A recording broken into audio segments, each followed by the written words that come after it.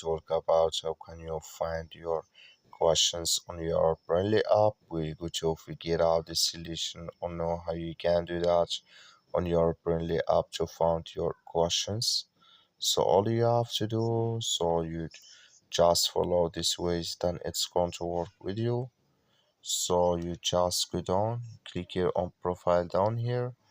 When you just click here on profile, so then it's going to take you to this list here. Then all you have to do, so you just click here on my questions here. So you just click on it here. Then it's going to take you to this list here. Then here you will find all questions you have. I have nothing, but if you have any of your questions, you will find them here in this list. So that's all you have to do. I wish know you I get it. That's all. Thank you for watching. Don't forget to support us by liking and subscribe.